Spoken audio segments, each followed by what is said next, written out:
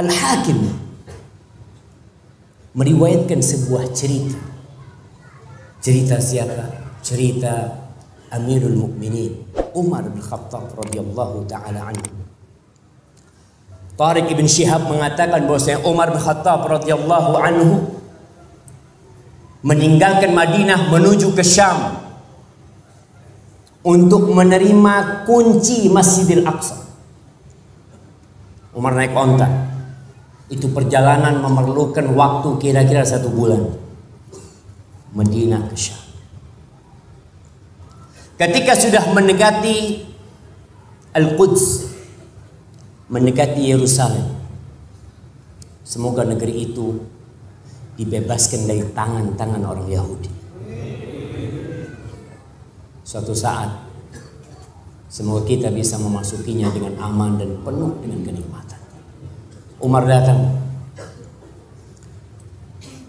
Abu Ubaidah Amir bin Jarrah sedang menanti di Masjidil Aqsa sana. Menanti apa? Menanti kedatangan Amirul Mukminin. Ketika Umar bin Khattab masuk ke Yerusalem,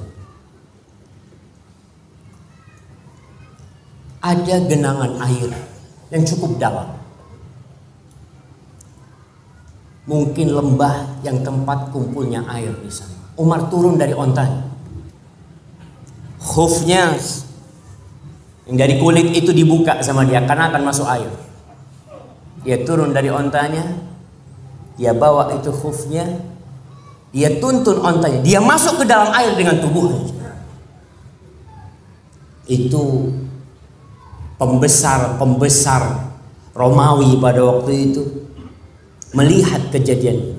Abu Ubaidah Amir bin Jarrah melihat seakan-akan pemandangan ini pemandangan yang menghinakan Islam. Maka Abu Ubaidah menegur Umar bin Khattab, "Ya Amirul Mukminin, kau melakukan itu? Gimana?" kata dia. "Ini orang-orang pada melihatmu," kata dia. "Allah." Abu Ubaidah, kalau yang ngomong itu selain engkau, aku akan jadikan pelajaran buat kamu.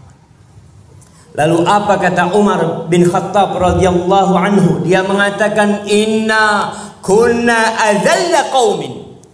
Kita ini dulu adalah kaum yang paling hina, yang paling rendah. Jadi kalau bicara bangsa Arab dulu, jahiliyah. Anak-anak perempuan yang baru lahir dikubur hidup-hidup oleh mereka. Tempat-tempat pelacuran di mana-mana. Di Mekah kita bicara 360 berhala menghiasi Ka'bah Baitullah. Kata Umar, "Inna kunna adzalla qaumin fa'azzana Allah bil Islam." Lalu Allah memuliakan kita dengan Islam. Famahma natlubul izza bighairi ma azzana Allah bihi adzallana Allah. Kalau kita cari kehormatan, kalau kita cari kemuliaan tidak dengan cara yang Allah muliakan kita dengannya, pasti Allah akan hinakan kita. Kalau antum cari kemuliaan dengan jabatan, Allah akan hinakan antum. Bahkan sebagian orang menjual agamanya demi kehormatan.